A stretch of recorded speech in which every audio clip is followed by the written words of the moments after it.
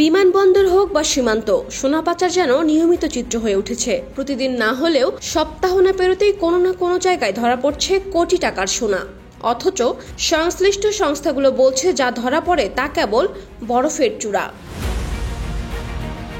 গত 11 ফেব্রুয়ারি হযরত শাহজালাল আন্তর্জাতিক বিমানবন্দরে 3 কেজি 289 গ্রাম সোনা নিয়ে ধরা পড়ে এক যাত্রী। তার পরের ঘটনা আরও নাটকীয়।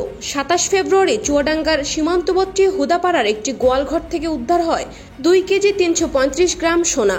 এই দুই ঘটনায় জব্দ হওয়া সোনার পরিমাণ দাঁড়ায় 5 কেজি 624 গ্রাম, যার বর্তমান বাজার মূল্য 77 কোটি টাকারও বেশি। সংশ্লিষ্ট সূত্র বলছে, গত বছরের আগস্টে দেশের রাজনৈতিক পরিস্থিতির পরিবর্তনের পর সোনা পাচার চক্রে রদবদল হলেও ব্যবসা চলছে একই গতিতে। বরং সীমান্তে নজরদারির ফাঁকফোকর, বিমানবন্দরের ভেতরের দালালি আর দেশের ভেতরে নিরাপত্তা দুর্বলতা পাচারকারীদের হাতকে আরও শক্ত করেছে।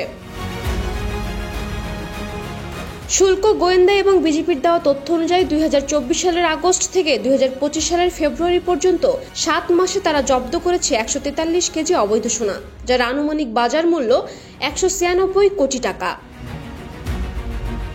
বিশ্লেষকদের মতে শুধু অভিযান নয়, পাচার চক্রের আর্থিক জাল ভেঙে দেওয়া প্রয়োজন। এছাড়া যারা এই ব্যবসার হোতা, যারা কেবল বাহক নয় বরং পুরো চক্রের অর্থদাতা, তাদের আইনের আওতায় না আনলে পরিস্থিতি বদলাবে না।